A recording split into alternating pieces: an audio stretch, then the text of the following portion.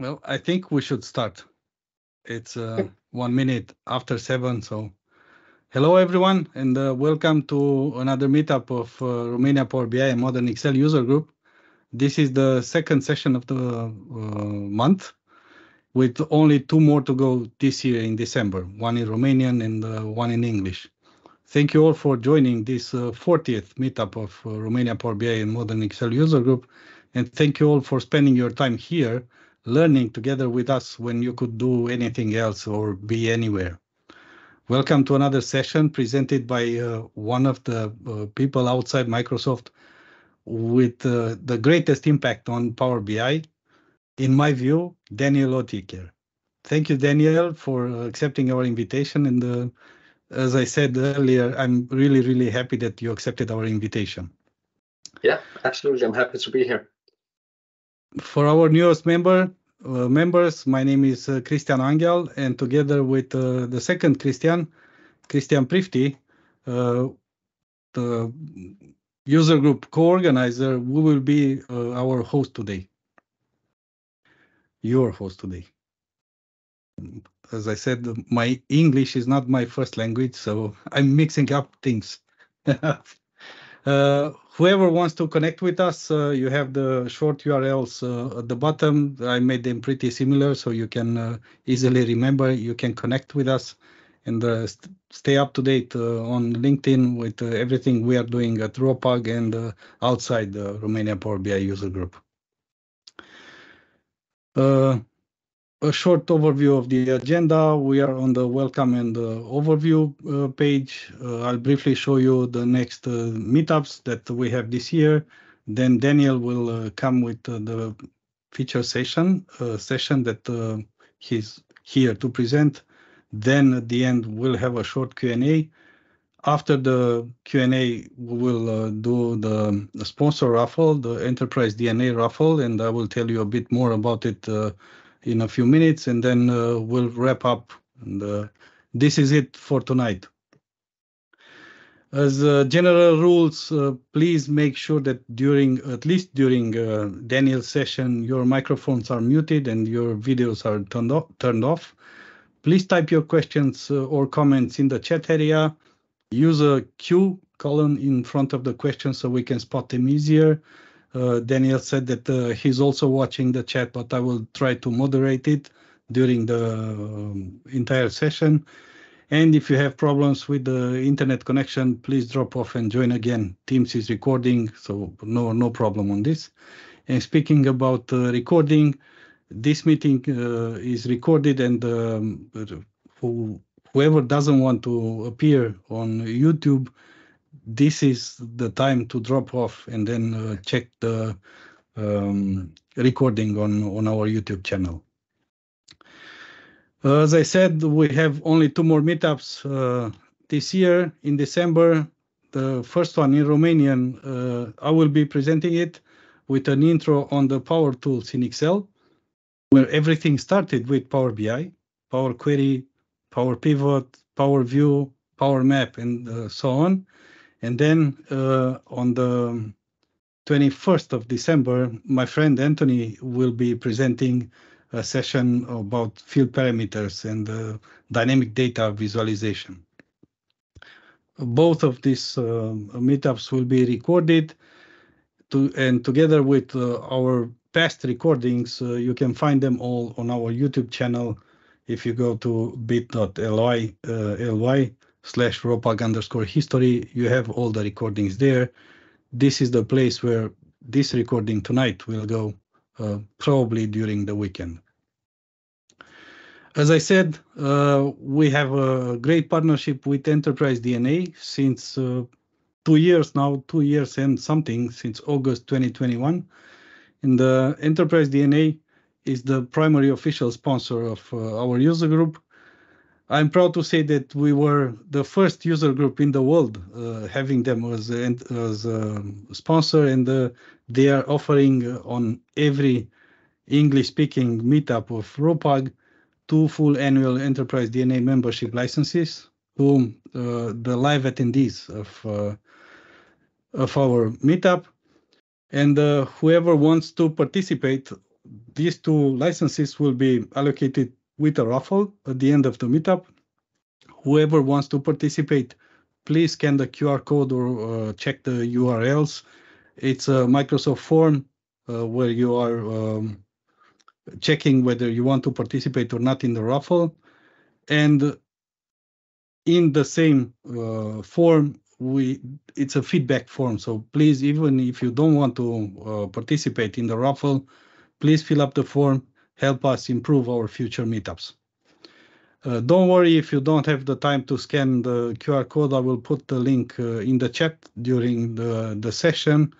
And it's enough time to fill it. It's only a 30 seconds form to fill.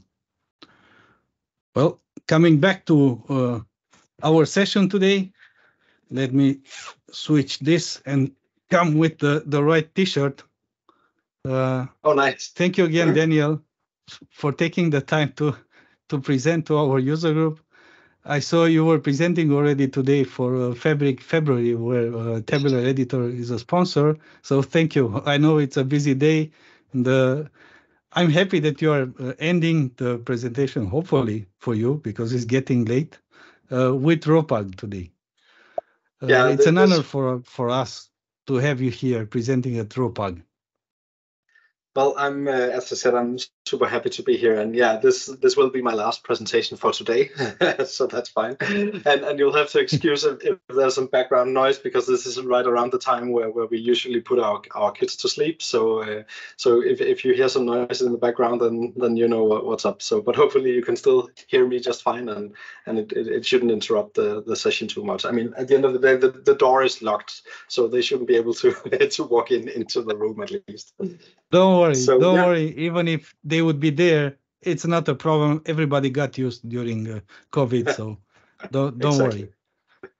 For who doesn't know, Daniel, he's the author of Tabular Editor. And as I said earlier, in my view, one of the people with the most impact on the Power BI ecosystem outside Microsoft. And he's also the main contributor for having external tools as a feature added to Power BI Desktop back in 2020. With more than 15 years of experience in the Microsoft data and analytics world, he is, in my view, the man outside Microsoft. And for his contributions to the community, he has been recognized by Microsoft as a data platform MVP since a few years now. And in my view, you should have a special dedicated prize, MVP for life, Daniel. So thank you. Only for Tabular Editor, if not for everything else. So a few words about you, and the stage is yours. Well, thank you, Christian, for the kind words. So let me share my screen here. And just want to make sure that I can still see the chat. So yeah, so here we go. So I think it's all good. All right. So thank you. So yeah, so this session is titled "Understanding the External Tools Ecosystem," with an emphasis on Tabular Editor, since that's my main contribution. However, I would like to sort of have a session where we can also talk a bit about the impact that the external tools have had on the Power BI ecosystem, and what other tools are out there, just to give you some kind of inspiration for what else is possible. However, the main focus of the session will still be Tabular Editor, since that's where my main expertise is. But just very short background here. So this is me, as Christian said. 15 years working as a Microsoft BI consultant, during which I started working on Tabular Editor in my spare time, simply because at the time I was fighting Visual Studio. That's what we had for building tabular models before Power BI, or I should say semantic models, as they are called now. During that time, I realized that there had to be a better, more productive way of doing things, and that's when Tabular Editor started. And it's still going strong, both as an open source project, but also now as a commercial offering for those who want more premium features. In this session, I will focus mostly on the open source version of Tabular Editor, since that's freely available to everyone, and that's sort of my main contribution to the community. Yeah, and as Christian said, I also was working with the Microsoft the Power BI team in Redmond back in 2019 and 2020 to actually get the external tools ribbon built into Power BI Desktop. And for that, I can now call myself a Power BI contributor, which is only a very few people outside of Microsoft that have that title. So that one I'm particularly proud of. All right, so the external tools ribbon was seen for the first time in July 2020 when it went into preview, and then I think it was in March 2021 it came into GA, but basically, it's a very simple option for third-party authors, tool creators, to integrate their tools with Power BI Desktop. And as you can see from this screenshot here, you can very easily fill up the ribbon because there's already so many tools available that the community has created. So in fact, the community was very fast at adopting this new plugin functionality, and I think all of the tools that you see here they were made available within a few months after the external tool functionality was released in Power BI Desktop. And today there's probably a lot more than just the ones that you see here, but I'll call out a few of them on the next few slides, so you can see at least what some of the options are. So the idea is basically that an external tool can interact with the semantic model inside of Power BI Desktop through something called the diagnostics port. And that's because, as you may know, if you have a Power BI report that contains a semantic model, meaning it's not just a Power BI report with a live connection to a data set in the service, it's an actual Power BI report that also contains the model itself inside of Power BI Desktop, then that means that you actually have a running instance of analysis services on your machine. And this instance of analysis services is one that external tools can connect to, and they are allowed to make changes to the model. So that opens up a ton of possibility. And Tabular Editor in particular, which was designed from the very start, I mean, even before Power BI was even a thing, Tabular Editor was designed as a tool for editing the model inside this analysis services instance. So that's sort of the main usage, but of course people have found ways to make a ton of other stuff that does not necessarily rely on the analysis services instance. So yeah, that's a ton of possibilities there, and I would say only the sky is the limit for what you can do. It's like every other week I see some new contribution, some new kind of tool that I hadn't heard about before, and it just makes me happy that so first of all, I'm happy that Microsoft have decided to open up Power BI Desktop this way and to make it possible for third-party people, for the community, to come up with these tools to improve the experience in various areas and to extend the functionality. But secondly, I'm just happy to see that the community are embracing this functionality as well, and coming up with so many different tools. It's just awesome. All right, so how do you create your own tool? Well, it's actually very, very easy. You just need to create a small JSON file that you need to put in a special location on your machine. And then that file will instruct Power BI Desktop on what to do. So I can show you an example of what that looks like. Oh, why does my machine blink like that? Hang on. Okay, this is weird. No worries. Okay. Do you see this as well? It's hang on, let me stop sharing for a second, and then maybe that will solve the problem. It's like my machine was just kept blinking for some reason. It looked really weird. It was not visible on the screen. Oh, okay. Anyway, so here we go again. You should be able to see my screen again now. And so what I wanted to show you was, if I go into this this application folder, and just paste the path here. Oh, files, and then Microsoft Shared. Oh, that's interesting that I don't have it here. Is it because it should be? Yeah, it's probably because it should be the. Yeah, here it is. Right, so here's the only tools I currently have installed on my machine, which is DAX Studio and the two versions of Tabular Editor. And so just to show you what this JSON file that I talked about looks like, it's basically just a text file where you put in a version number. You put in the name of your application. This is a name that will appear in the external tools ribbon. Then you can add a description, which will show up as a tooltip. You add the path of the executable or the thing that will be executed once the user clicks on the external tool ribbon, and then you can optionally add some arguments which will be passed to whatever program is being launched. So in the case of Tabular Editor, we pass the server name and the database name, which would actually be the server would just be localhost, because that's your local instance of analysis services, including the port number that is needed for external tools to connect to this instance of analysis services. And then database would be the name within that. And I'll show you in a second how that looks. Then there's also this icon data string, which is basically a base64 encoded PNG image. And this is what will appear as the icon on the external tool ribbon.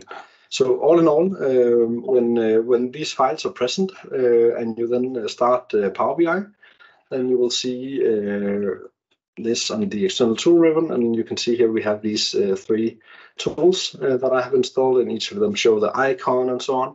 And when I click on one of them, for example, Tabular Editor, then the application is launched, and it's launched with a connection to the server, which is the local host. And you will also be able to see the database name. So Power BI assigns these weird GUIDs as database names. So it's just a random thing.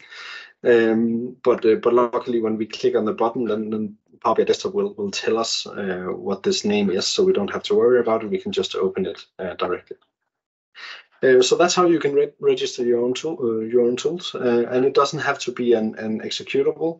If you go to the URL that's shown on this slide, which is from Microsoft documentation, you will see also an example on how you can use a tool to run, for example, a custom PowerShell script, or even open a URL to be launched in the system browser. So you can do all kinds of crazy things with this integration. So it looks like there's no questions at this point. So as Christian said initially, if you have a question along the way, just write in the chat. You can also just raise your hand, and I will take note of it. I like to have these kinds of interactive sessions. So please just fire away. All right. So some of the external tools that I really like are shown on this slide. So, for example, first of all, there's a tool called Business Ops, created by Power BI Tips. And Business Ops is not really a tool in the sense that it's something that lets you modify the model or anything like that. It's more like a control center, which helps you install other external tools. So it's like a one-stop shop for getting all the external tools that you need. So if we just quickly pay them a visit here, Power BI Tips, Business Ops. So here is their tool. So it's still a tool that you install. And once you have it, then it shows you this gallery of all of the various tools that are available. And then just by putting a check mark, you can install them, and it's just very smooth. And they have an index of all of the most popular tools, including Tabular Editor and others. So it's very, very easy to get the tools down onto your machine. So you start by installing Business Ops, and then you can just pick the other tools that you need from there, and it includes a description of what the tools do and so on and so forth. So this would be a very good place to start if you are looking to extend Power BI Desktop with some external tools.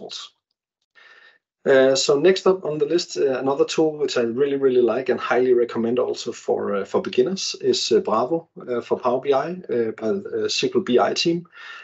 So Bravo for Power BI allows you, among other things, to easily format all of your DAX code. So if any of you guys have ever listened to some of the Italians from the SQL BI team, Marco and Alberto, you will know how important it is to always nicely format your DAX code in your model. And this tool allows you to format all of the code within the model with just a single click. So that's super nice. As you may know, the SQL BI team is also the team behind daxformatter.com, which is a website where you can type in your DAX expression and then it'll format it for you. So this is also a very nice tool, and as always, whenever it's something created by SQL BI, you will just see that it has a very nice user interface and it's very easy to use, very intuitive. So this is also one that I would highly recommend. So there's a question, can you show an example of the formatted code? So I didn't prepare any particular sample for that, but if you go to daxformatter.com, which is the engine behind this, basically they have these rules for how the code should look like when it's formatted. And the idea is that if you type something here, like say calculate some sales amount, where product color equals red. Then as soon as you hit the format button, it'll nicely add. Oh, so I probably You need forgot. to add the measure name. Right. So it would be something like my measure, and then we get the expression like this. And so, yeah, so it adds some spacing between the various characters. And if this had been a very long list, so let me try to add one more parameter here, like say date, calendar year equals 2023. And at some point, it should break it into multiple lines, so it still looks good and so it's easy to read. So that's the idea behind the formatting service, that it'll make sure that your DAX looks consistent according to the syntax and the rules that these guys have laid out. Tabular Editor is also, of course, one of my favorite tools, and I will show you a demo just with Tabular Editor in a few minutes. So we'll go into more details about that. But then there's also, of course, DAX Studio, which I also really like. So DAX Studio is mostly for performance tuning of your DAX expressions. So, for example, if I launch DAX Studio here, it will be connected immediately to my Power BI model, and then it just lets me write and execute DAX queries.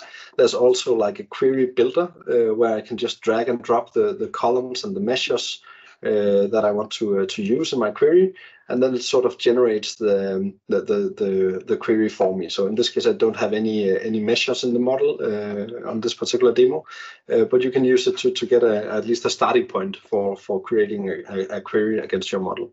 It's also very nice if you have a report that's not performing very well, because then that means you can go into a Power BI desktop and you can use the performance analyzer to capture the queries generated by the Power BI report, and then you can copy that query over into DAX Studio.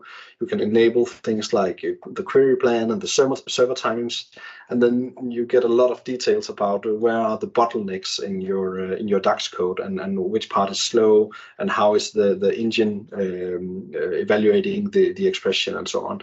So it's very detailed stuff that allows you to fine tune and optimize your DAX code.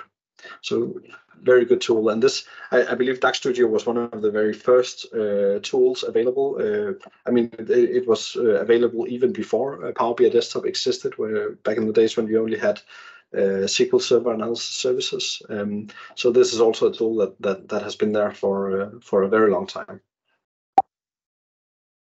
So there was another question here. Does the formatting remain if you look at formatted code in default editor? So yeah, if you're using Bravo to format the code in your model, so basically what it's going to do is it's going to take all of the expressions, DAX expressions that you have in your model, and going to run them through the DAX formatter engine, and then it's going to just write the formatted expression back into your model in Power BI Desktop.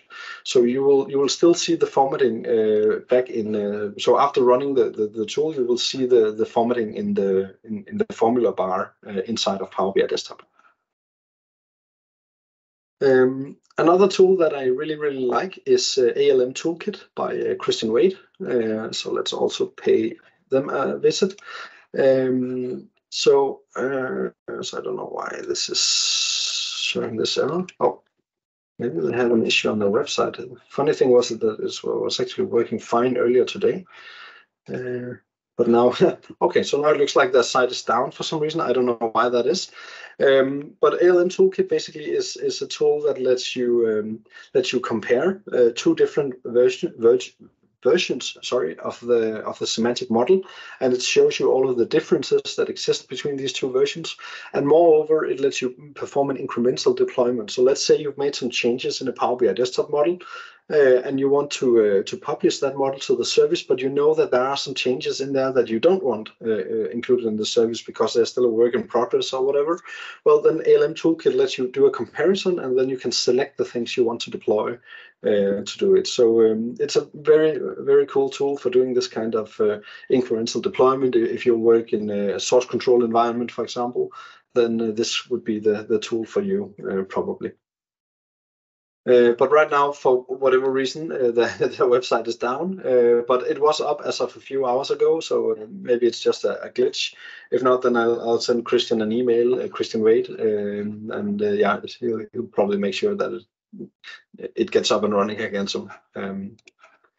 All right, so next up on the list is PBI Explorer. Now, PBI Explorer is still a beta product. It's still not finished, but it is available for anyone to download. It is not available through the Power BI Desktop external tools ribbon, and actually I should also put the star here because the same thing applies to DAX Optimizer. Now, these tools are created by this new company called Tabular Tools, which is actually a partnership between my company, Tabular Editor, and the SQL BI team. So right now we have these two tools available, DAX Optimizer and PBI Explorer, but you can rest assured that you will see a lot more tools in this space. So PBI Explorer, first of all, is a free tool to let you dive into the details of the report. So not so much the model, but more the report. So the visual things like, and for example, this screenshot here shows you a comparison between two different reports, where it will highlight which objects have changed, which visuals have changed, for example.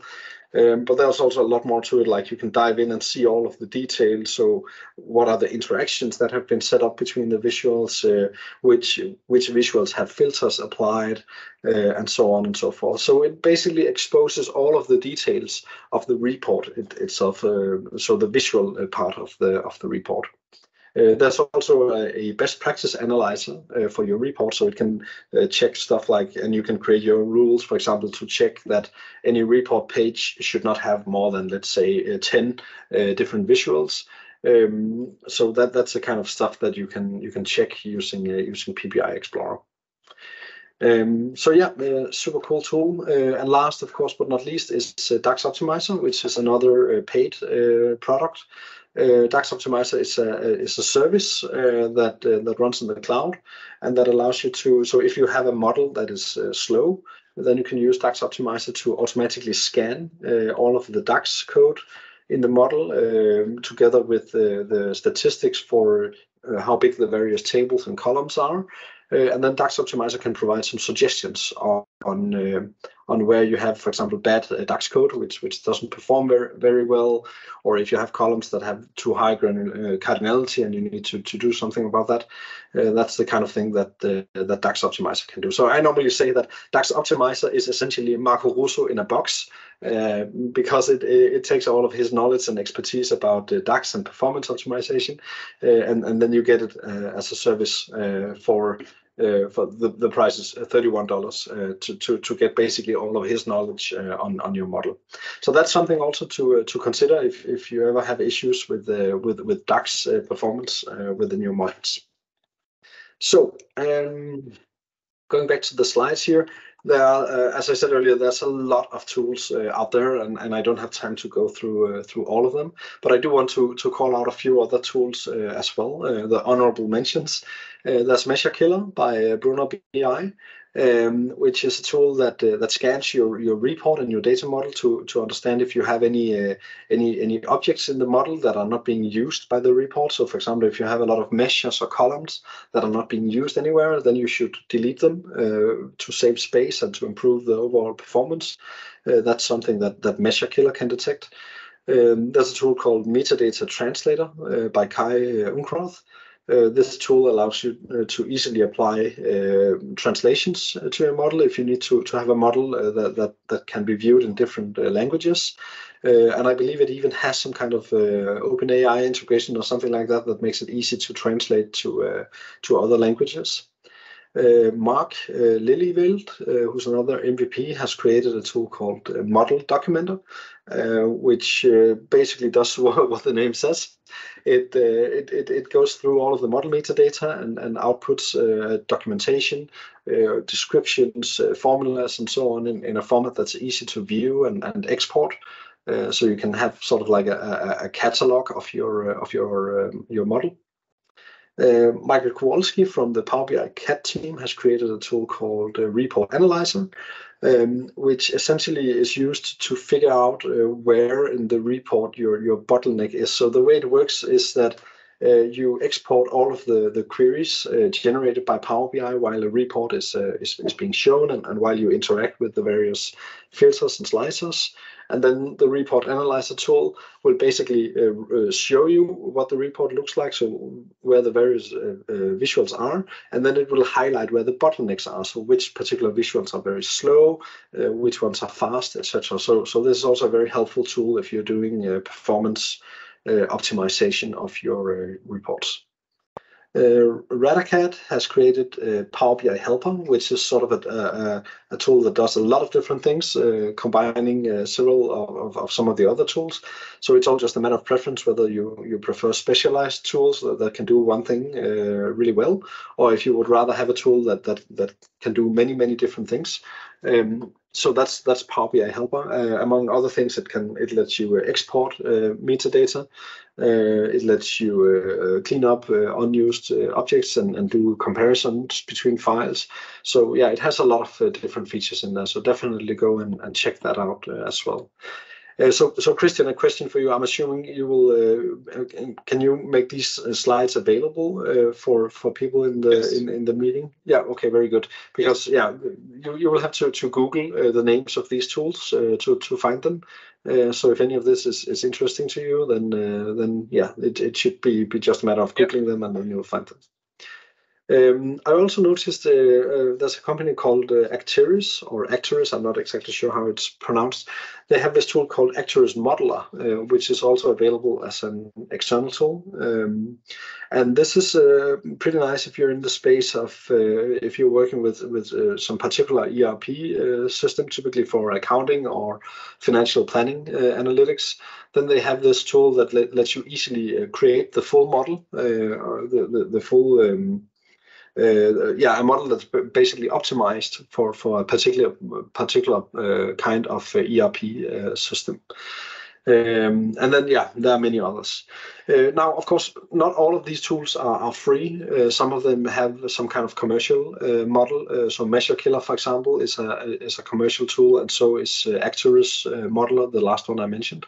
So you'll have to go and take a look at what these tools can do to figure out if they are interesting for you and if it's something that you're willing to pay for. Any questions that I missed along the way? Here's one from Binyam Shimelis. I usually struggle in modeling, creating relationships when I have too many tables. Which tool do you recommend me to solve this issue, to easy see the relationships and everything? Right. So I have a suspicion here, but I will let you answer it. Yeah, thank you. Yeah, so for working with relationships, I recommend Tabular Editor. Now, Tabular Editor 3 has a diagram view, but I would say at this point, actually, I like Power BI Desktop's diagram view better than Tabular Editor's.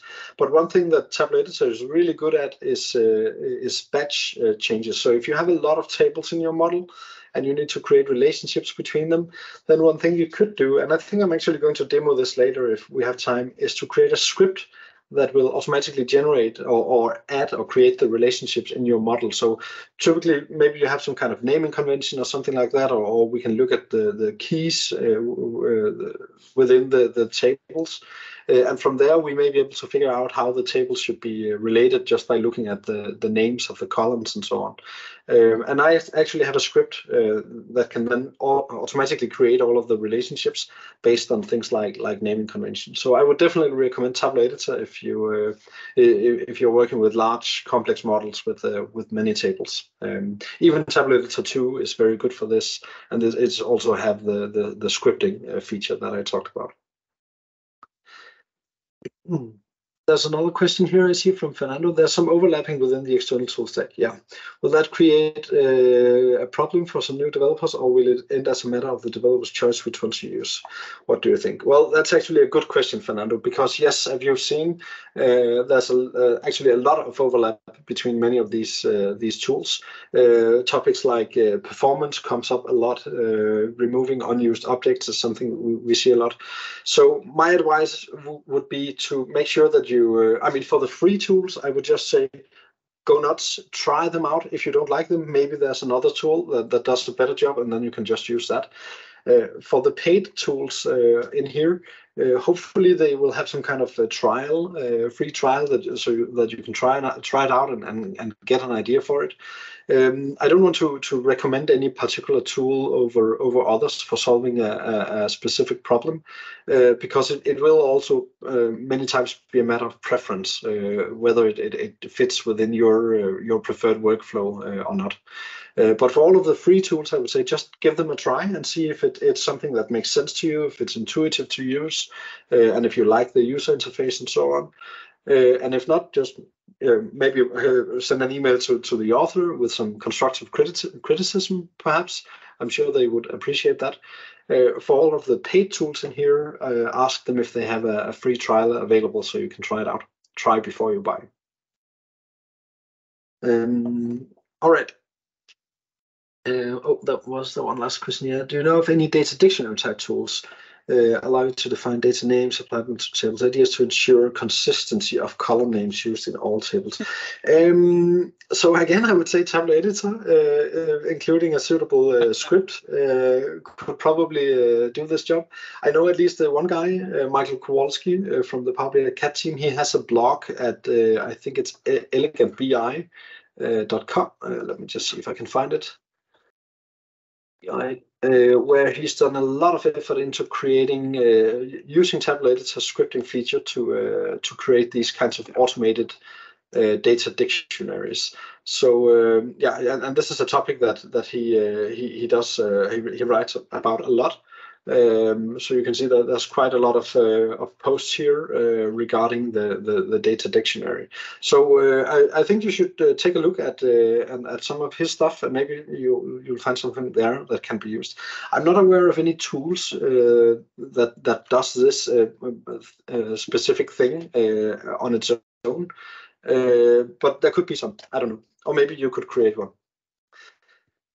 He has a great GitHub repo with all kinds of C# scripts, and everybody can see them and use them from there.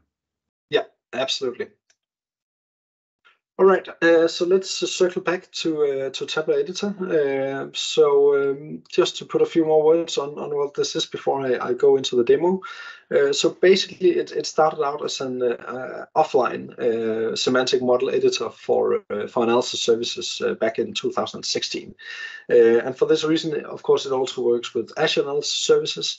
And since the semantic model inside of Power BI is really just an analysis services model, then for this reason, it also works with Power BI Desktop as an external tool, but also Power BI Premium, PPU, Embedded, or Fabric.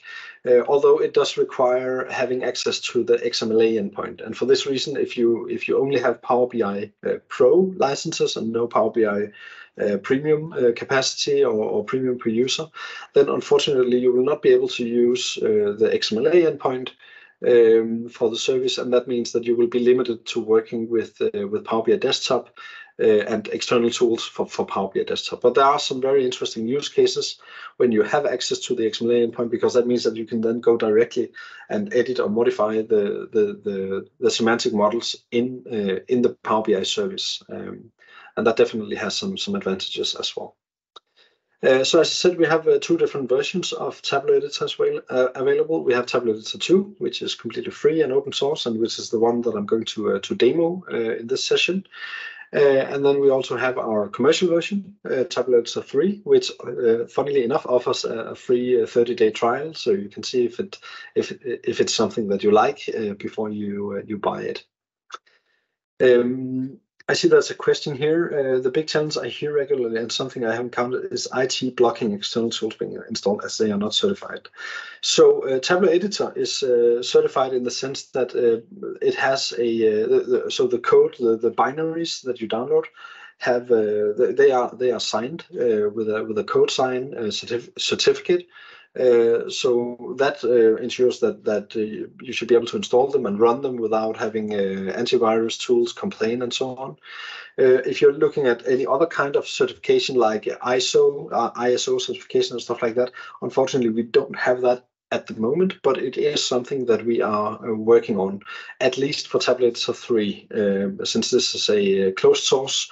For the open source version, I am not sure that we can actually get it certified. So that could be a barrier for such companies. But then I would say if that's a concern you have, then please have your IT department reach out to us and tell us what they need to certify the tool, and we'd be happy to assist and answer any questions or questionnaires that they have around this. There was another question from Hoa. I have many versions of the same external tool in Power BI Desktop. How do I delete the old versions and keep the latest? Right. What is the best way to go about installing new updates?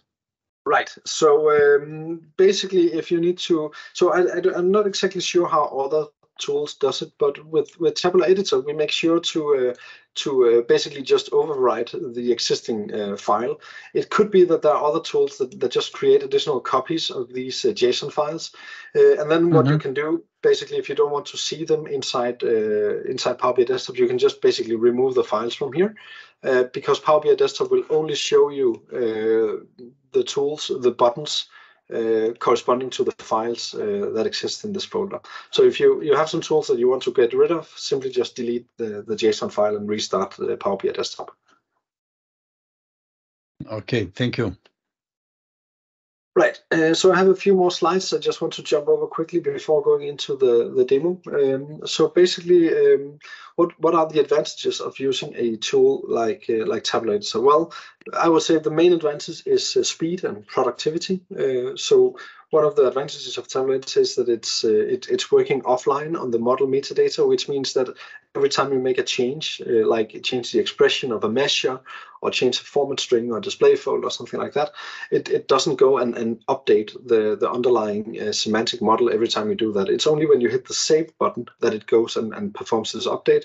And this just gives you a huge advantage in terms of how fast it is. And you will see that in a little bit when I demo it. Tabular Editor also exposes you to the full object model for the semantic model.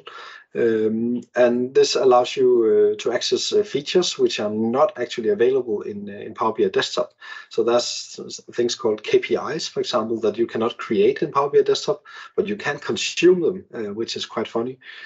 Up until was it last month, we had the calculation group feature made available in Power BI Desktop. Yeah. Before that, you would have to use Tabular Editor if you wanted to add calculation groups to your model. But now that is actually available in desktop, so you no longer need Tabular Editor for that specific feature. But there are other things like perspectives and object level security and advanced properties that you can only access through Tabular Editor. Yeah, I also, there's some of the other stuff as well. I mentioned scripting. If you want to be even more productive, there's a best practice analyzer for making sure that you adhere to certain naming conventions or just general best practices for your models. And finally, we have this save to folder feature, which allows collaborate model development. So if you have a team of developers who need to work on the same semantic model in parallel, then you should use some kind of version control environment, for example, Git. But then you will quickly realize that the file format that Power BI normally uses for these models is not the best for collaborating on the same model. But here Tabular Editor also comes to the rescue because it enables you to save the model into a folder structure consisting of a lot of files instead of having the entire semantic model definition in a single file. And this is called Save to Folder, and this is a much better format for integrating with version control. Microsoft also recently announced something similar called TMDL, Tabular Model Definition Language, which is intended to come out at some point as a new default format in Power BI Desktop. Unfortunately, it's not ready yet. So for now, even though it's a file format that Microsoft is controlling, Tabular Editor is the only tool, the only external tool. No, actually, I think there's a VS Code extension as well that lets you use TMDL. But the point is that it's not available in Power BI Desktop yet, but you can use it with these external tools. So what's the catch? What's the downside of using Tabular Editor? Well, I would say it's not well suited for people who are new to tabular modeling. So if you're just now starting using Power BI Desktop for the first time, and you're building your first model, and you're still learning, then I would recommend that you wait. Then you shouldn't use Tabular Editor, at least not in the beginning. Because it assumes that you know some stuff about the semantic model structure. You need to know the difference between a calculated column and a calculated measure, and you need to have this basic foundation of knowledge before the tool will make sense to you. So in general, my advice would be you should use and familiarize yourself with Power BI Desktop first, and then at some point you will start to work on models of a certain size and complexity, and that's when you start to notice that Power BI Desktop can be a little slow if you have really complex models with a lot of DAX code and so on, and that's when you should switch over to Tabular Editor to really appreciate the difference. And I would say when you get to that point, at a minimum, you should be using Tabular Editor 2. But then if you want even more features, then you could always consider Tabular Editor 3. All right. Is there somewhere in the editor or your site that lists the minimum skills users should have? Unfortunately, no, we don't have an article that lists the specific skills that you need. Although we did just recently launch a free training platform. So if you go to, and I think I have a link at the end of the slides, if you go to learn.tabularitor.com, there's this whole course. Actually, it's 9 courses that you can go through. I think it has over more than 40 hours of content that you can go through, and this content will also teach you a lot of the fundamentals. Of course, it will revolve around Tabular Editor, and some of the stuff, some of the exercises, you will need Tabular Editor 3, which is also why we offer a free trial. But you will learn a lot, and you can just pick the courses and modules where you feel you have a gap in your knowledge. So it's really good, really high quality material, and it's freely available for everyone. You just need to sign up with an email address, and we will not send you any spam or anything like that. You have my word on that. Yeah, just pasted the link in the chat. Yeah, thanks, Christian. Yeah, that's the one. Yeah, so this is just a slide showing some of the basic features of Tabular Editor 2, but instead of going over these, I will jump straight into the demo. So for the first demo I have here, what I did is I created a new report in Power BI. I imported some data, 4 tables. I have a date table, I have a fact internet sales, a customer, and a product. And I just let Power BI Desktop create all of the relationships between them. That's perfectly fine. We just want something so we can get started working in Tabular Editor. Now, the first thing that you typically want to do after you've created such a model is you want to clean it up a little bit. You want to, for example, fix some of the column names, maybe the table names. You want to provide some remove the dim prefix or whatever, and you want to just in general clean it up, maybe add some display folders and format strings and so on. And of course, you could do all of that in Power BI Desktop. That's not a problem. But the problem is that every time you make a change, so for example, if we rename this table, then we see did you see the working on it spinner that was there for? It was just 1 second, I think, which is completely acceptable, of course. But the problem is that as your model grows in size and complexity, then you will see that this working on it spinner might start to take more than just a second. At some point, if it gets really bad, it could take maybe 5 or 6 or 10 seconds.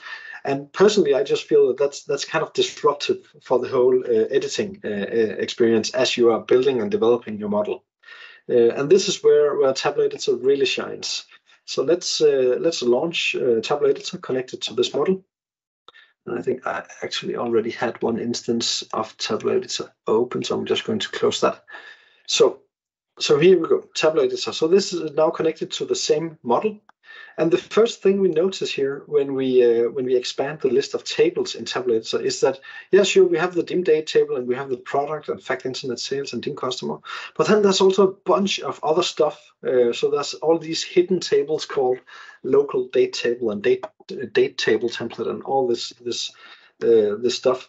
And we actually want to get rid of that. Now, normally I would say you could just go and delete those from inside Tabular Editor, but these are some special tables created by Power BI Desktop because it tries to be smart about time intelligence, and so it creates all of these tables for us. So the way we get rid of these particular tables is to go into options in Power BI Desktop, and for this particular file under data load, you disable auto date time. So that's your first general best practice. Always disable auto date time. You do not need it. What you need to do instead is you need to create your own date table that has the logic that you need for time calculations. You do not want to use the auto date time feature. So we turn that off. I would add something here. After this, just go to the general and disable it there too. So you will never have to disable it for every file. That's a good point. Yeah, you can disable it generally. I will leave this on because I like to use this in my demo. But for this particular file, I turned it off. And what we can then see is that now all of these ugly tables have been removed from the model. So now we're just left with the 4 tables that I had imported. So next up, we want to start cleaning this model up a little bit. So now I know this is just 2 tables that both have the dim prefix, but instead of renaming them one by one, because of course I can rename everything here just by hitting F2 to go into editing, but I can also select multiple objects and then hit F2, and then I can do a batch rename. So basically finding something in each of their names and replacing it with something else. So in this case, I'll type dim here, and I will replace blank. Hit OK, and okay, I seem to get. Oh, I think it worked fine. You can see it removed the dim prefix. I'm not sure what the message was. I didn't see it. But anyway, you see that the name has been changed. If you look over in Power BI, it still says dim in front, but that's because I didn't save any changes yet. And you can always tell if you have the little asterisk symbol up here at the top, it means that you haven't saved your changes yet. So we hit the save button. There you go. Now it's saved. And now we also notice that the names look correct in Power BI. And we can keep doing things like that. So for example, my internet sales fact, I want to also clean that up a little bit. Oh, okay, maybe that's related to the file I saw earlier. No worries. We'll just start over, closing Tabular Editor, opening it up again. And let's try it once more to rename this. Hit save. Now it works. All right. So next up, we can try to clean up some of the columns that we have. So for example, on the customer table, I have a lot of columns that I don't need for some reason. So I'll just select all of these at once and hit delete, and then I can just get rid of all of these at the same time. Maybe I want to do another batch rename here where I add a space in front of the name. Just to make it look a little better, and so I can make all of these changes. And the very cool thing is, if I make a mistake along the way, I can actually undo that. So I can just hit Control-Z, and then it'll change back to how it looked like before. And you can undo and redo as many times as you like. So any change you make to the model through Tabular Editor, you can undo it from right in here.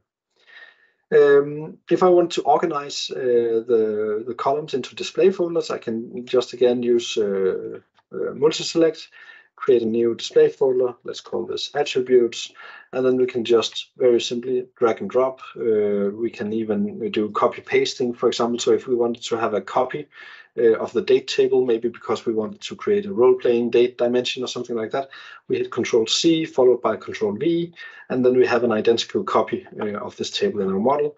So when we hit save, you will see, well, here it is. Now, Power BI Desktop shows us an issue here because since we added this table, we added this table through an external tool, so Power BI Desktop didn't have a chance to refresh to load any data into the table, and that's why it's giving this warning that some of the tables have incomplete or no data. But luckily, we can just hit the refresh button, and we get a crash for some reason. So I must admit, there's a lot of these features that I haven't actually tried. My understanding was that it should be supported to change the name of a table through an external tool, but you can see that what has happened now is that Power BI has actually changed it back. Yeah, to what it was before. So sometimes this doesn't work. So you need to sometimes be a bit careful making these changes. One thing you can do to make sure that it works is that you can enable a feature in Power BI Desktop, which is called, where is it? Under preview features, it's called, hang on a second, is this? Power BI project. Yes, this one. This is the one I was looking for. If you enable this feature, then you will have the option of saving your Power BI model as a PBIP, Power BI project folder. And when you do that, this gives you a huge advantage because then you can do a lot of stuff that are better supported if you're using a third-party tool. So I will just quickly show you how that looks. So I'll create another folder here. I will use the Power BI project format, and I will just call this ROPG. We save it. And then if we go to this location, you will see now we have this folder structure containing different things. We have a PBIP file. We have a folder containing the report metadata, and then we have another folder containing the model, the dataset metadata. And the one thing to note is that in this folder, there's a file called model.bim. And this particular file is the one that contains all of the model metadata. So this defines which tables are included in our models, the columns, the measures, the DAX expressions, everything. So if we open this in a text file, in a text editor, you can see this is just a JSON document, and this contains all of you have the columns here, the relationships, everything is specified in this file. So that also means if I now close Power BI Desktop, and I open this model.bim file in Tabular Editor. So let me open this file here. Where is it? There. And I go to the dataset folder and open the BIM file. Then we see exactly the same thing as we saw before when we had Power BI Desktop running. But now I promise you that I can make these changes, and this time it will work. So of course we should never promise anything, but let me try to make these changes again. So I think we had made some changes to the customer as well. So here, for example, we wanted to add a space in front of the name. And lastly, we wanted to make a copy of the date table. Oh, let's see. Oh, why is this happening now? That's weird. Okay, let me try again. Start Tabular Editor. Open the model.bim file. Copy the date table and paste it. Okay, so I'm not sure what went wrong there, but as you see, usually when you get these kind of errors, it's best just to restart the application, and then it usually works. So, and in fact, just for fun, let's create a few more copies of this table just to show you that it works. Now, remember, when I copy this table, it will also copy everything inside the table. So if I had spent a lot of time creating hierarchies or organizing the columns in display folders and adding descriptions and so on, then all of this metadata would also be copied into the copies of the table that I create here. So let me save this. And now let's go back to Power BI Desktop. We can open this file. We need to open the PBIP file at the root of the folder. So we double click on this file. It'll open Power BI Desktop. And come on.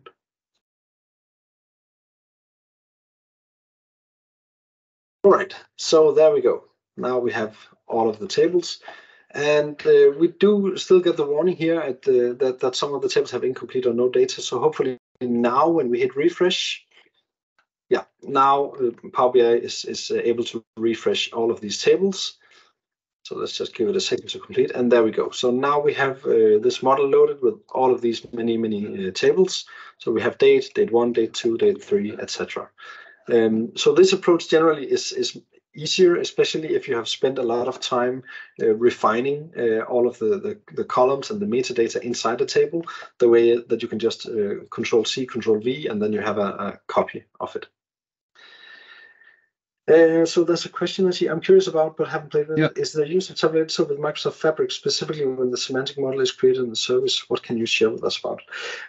So if you create a model in the service, then you, as I mentioned earlier, as long as you have access to the XMLA endpoint, then you can use Tabular Editor to further edit that model as much as you like. However, there is one important thing that you need to be aware about, and that is if you make a change to the model using Tabular Editor, then you will no longer be able to use the web modeling experience. So that means you will basically be locked in to use Tabular Editor. That's a limitation in the Power BI service right now. Hopefully it will be lifted one day. But it's kind of similar to how if you edit a data set or a semantic model that has been published with Power BI Desktop, and you then go in and connect directly to the XMLA endpoint with Tabular Editor and you make a change, then you will no longer be able to download a PBIX file representing that model. So there are these kind of limitations. So, and it's not specific for Tabular Editor. It's basically just whenever a third-party tool makes a change to a model through the XMLA endpoint, then Microsoft will basically flag the model as having changes made from external tools, and then you will no longer be able to use the web modeling experience for it. Yes, and as Christian mentioned, you will also need some kind of premium or premium per user or a Fabric capacity, otherwise you will not have the XMLA endpoint available. Right, so to see what else we can do with Tabular Editor, let me once again connect Tabular Editor directly to Power BI Desktop.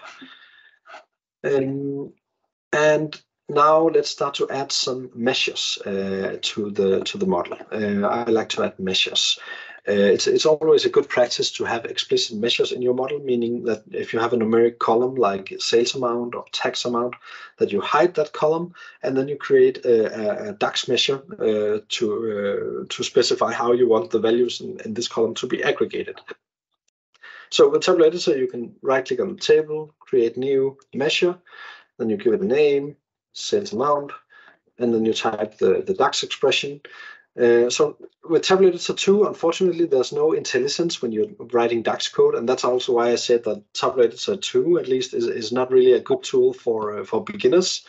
However, there are some tricks that you should know about. So for example, if you need to reference a column, you can just drag that column into the DAX editor, and then it'll generate the DAX code for that particular column. With Tabular Editor 3, however, we have a much better DAX code editor, so it will provide you all of the suggestions and so on as you're typing your code, and it will also validate your code if you have any syntax errors. Whereas here in Tabular Editor 2, in order to validate your code, so for example, if I type something here which is invalid DAX, then Tabular Editor doesn't know if this is valid or not, so it'll just show a blue question mark. But the moment I hit save, it now changes into a warning icon, and that's because now Tabular Editor has saved this expression to Power BI, and then Power BI tells Tabular Editor that, hey, there's an error on this measure, and now Tabular Editor knows to display the error and also to display the error message here. So it says the syntax for XXX is incorrect. But still, I mean, even with Tabular Editor, it will still take a lot of time. If I want to add 5 or 6 of these measures, I still have to go in one by one and create them. Of course, I can make copies, but then I still have to go into each measure that I copy and change the column that it refers to. So there has to be a better way, and for sure there is a better way. And that way is by using a script. So to get started with scripting, I recommend that you go to our website, or actually our documentation site, docs.tabulaeditor.com. And then if you go to TE2 docs, under advanced topics, you will find an article called Useful Script Snippets. And this is basically where you should start when you start working with scripts in Tabular Editor. And in fact, the very first script on this page is called Create Measures from Columns. This is exactly what we need. So we just copy the script, go back over to Tabular Editor. I also want you to see Power BI Desktop in the background.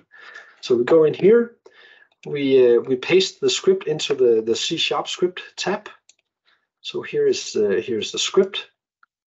And now I don't want to spend too much time going into detail about how this script works, but the idea is that you can select some columns in the Tom Explorer and then run the script, and then it's going to create a measure, a sum measure for each of the columns that you selected. So in this case, let me select some discount amount, extended amount, total product cost, product standard cost, sales amount, tax amount, just to have some numeric values there.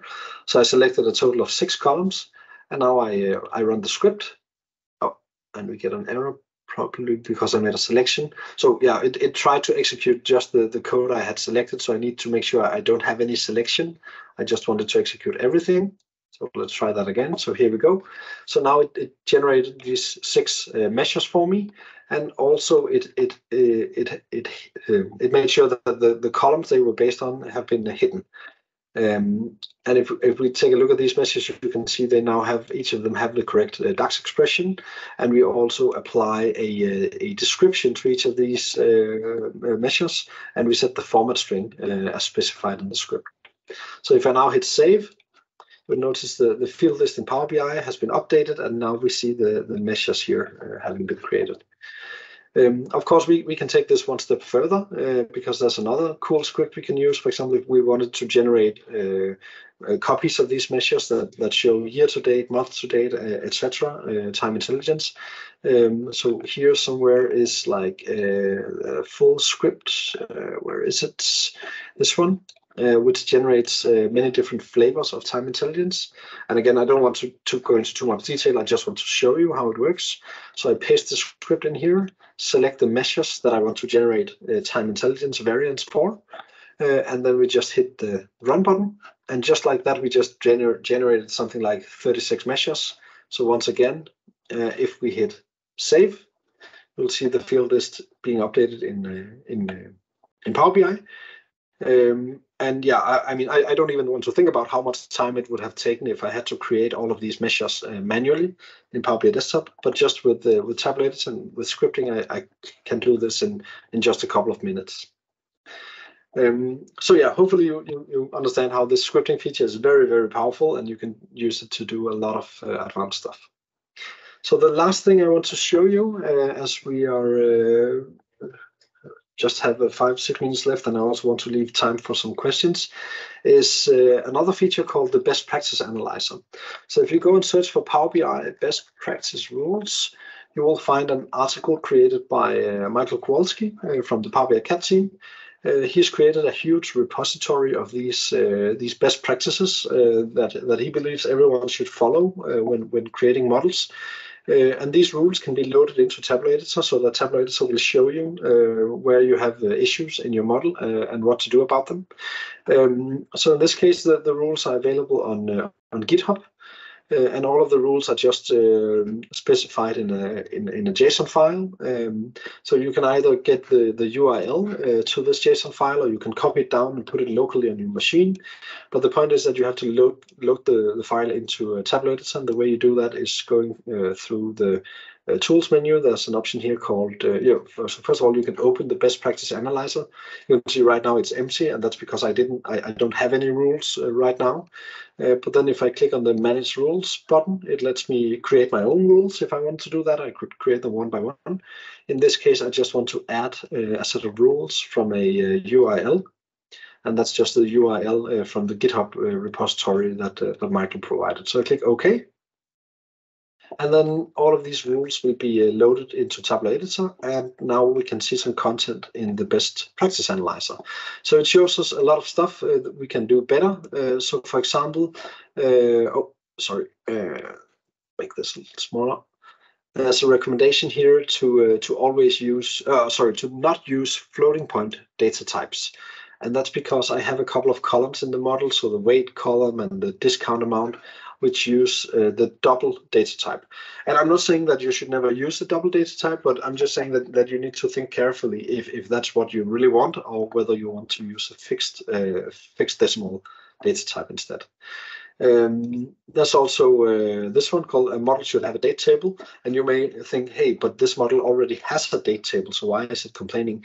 Well, yes, I have a table that is called date, but this table has not yet been marked as a date table. So I either need to go in here and mark this as a date table, or I could do the same thing over in Power BI by going to the table view, going to my date table, and then use this mark as date table option because this impacts how DAX time intelligence semantics works. So now that I've marked this as a date table, if we go back to Tabular Editor, it now asks us if we want to update the model metadata. Let me say yes to that, and now we should see that the Best Practice Analyzer no longer complains that our model don't have a date table anymore. So a lot of other things we should consider doing. So for example, on our internet sales table, the product key column, which is a foreign key, is visible. Normally these keys are surrogate keys that do not hold any business value. So normally it's completely safe to hide these columns. And that's basically what the Best Practice Analyzer is suggesting that we do. So we can either hide them manually, right-click, make it visible, or we can even have the Best Practice Analyzer do it for us, either by generating a fix script or by applying the fix directly. So if I generate a fix script, it will copy that script into the clipboard, and that means that I can paste it here, and then we get a chance to see exactly what the script is doing. So basically, it's taking all of these columns and setting their isHidden property to true. So basically, when I run this script, you'll see that now these columns have been hidden, and they are no longer reported in the Best Practice Analyzer. So in general, a very powerful tool for making sure that you build the best possible models and that you follow these best practices that have been developed over many years from a lot of hard-earned experience. So I want to leave some time for Q&A since I need to leave in a couple of minutes. So I hope you enjoyed the demo. And if you have any questions, then I'll be happy to answer them. There was only one from Mateus. Can you suggest some sources for the most meaningful best practice JSONs? Yes. And Sue already replied with 2 links, one from you and from Tabular Editor documentation, and one from actually the other one also from there. Yeah. So I would definitely recommend, as a starting point, I would recommend this set of rules from Power BI from Michael Kowalski.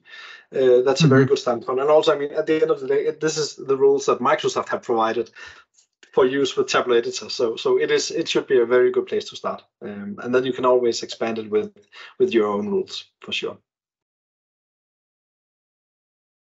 Yeah, I'm just enjoying the messages in the chat. Thanks a lot for all of the praise. It's really awesome, really motivating. I like that.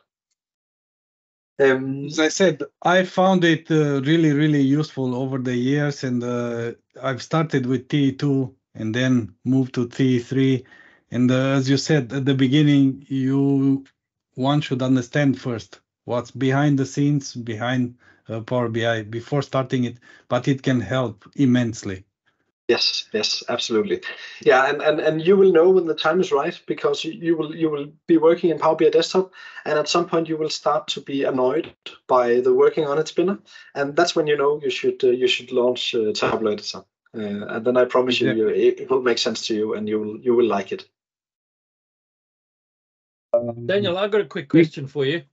Yeah, go ahead, Anthony. Is obviously you can install TE3 on two separate machines, which is what I've got on a work machine and a home machine.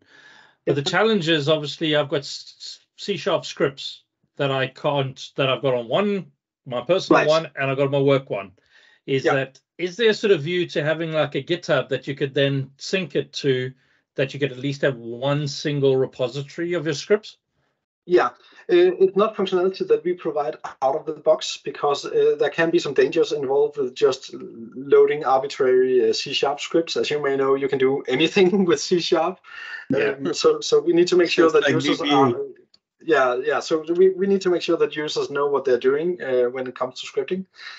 However, on our documentation site, we have a link somewhere to some suggestion that you can use symbolic links. So, for example, imagine you have a OneDrive or maybe a Git repository somewhere. Then you can actually use a symbolic link. You can create a symbolic link on Windows, which is basically just a shortcut, and you place that shortcut in your local app data folder, which is the place where Tabular Editor loads all of the C# macros from. And then you basically have a way to synchronize these scripts between two or more machines. So that would be one way you could do that. So you said that's in the documentation on the TE website. Yeah, it should be. But the point is, you should look into this Windows feature called symlinks or symbolic links, because that's what allows you to create a shortcut to a file, which is really not a shortcut, but actually so Tabular Editor will think that the file is physically there, but in reality it's a shortcut to a file in a different folder, such as a OneDrive folder that has been synchronized, or a local Git repository. Cool. Okay, great. So at least that's one way around it. So I'll take one last question, and then I'll need to leave, unfortunately, a bit early. Would you recommend implementation of incremental refresh with data detect changes, but based rather on a custom polling expression rather than a standard one? So that is not based on last update column that sits directly in the fact table, but rather it being driven from some configuration table. That's a difficult question to ask. I mean, the answer is it depends. It depends on how often new data is coming in. It depends on whether you have historic data that changes, or whether it's only forward-only data that's being loaded. So unfortunately, that's not a question that I can give a straight answer to, especially not considering that I don't really have much more time left on this session. But I think it's a good question, and something you should ask on the various communities, Power BI communities. I'm sure it can spark a lot of interesting discussion. Daniel, I just got one more question for you before you go. Is if I found an issue in TE, which is the best place to log those issues? GitHub. Okay, cool. GitHub issues. Well, so thank you thanks again, a lot, Daniel. Everyone. I really enjoyed this, and I'm sorry that I had to cut it a bit short, but hopefully you still learned something and you enjoyed the session. It was a great session, and thank you very much for the entire overview and the details you provided on Tabular Editor. I'm sure many of the members have just heard about some of the tools that you've provided, and thank you a lot again for your time. And I will provide the link with the slides with the recording. Thanks again for your time, and we will be staying for a few more minutes for the Enterprise DNA raffle, and then Yes, wrap absolutely. up. Yeah. So I will leave you now. So have a good evening, everyone. Thank you. Bye-bye. Thank you. Thank you. Bye. Few more minutes for the Enterprise DNA raffle. Let me see. My screen should be shared. Let's see. 805, we had 9 participants, and this is 15 minutes ago. Let's see if somebody else completed the form, filled up the form, and then we'll go to the raffle. Well, this is cool. Never saw that before. Let me try to refresh it again. Demigods have struck. Exactly. This is a live Power BI report. Well, I hope at least the Power Query still works. I had 9 participants. Review at 8:20. It's okay. So there was no additional participants for the raffle. These are all the participants, and let's go to the wheel of names. Paste the names, shuffle it, and let's see who is our first winner. Let's spin the wheel. Mateus, congrats. You are our first winner. Really cool. And now let's shuffle the names again. And let's see our second winner. EA from France. Congrats, you are our second winner. I will contact you after the meetup to confirm your email addresses. And thank you all for joining the session today. I hope you liked it. I will stop the recording now, and whoever wants to stay some more minutes for some chit chat, feel free to stay. Thank you all for joining, and see you next month with Anthony's session on field parameters.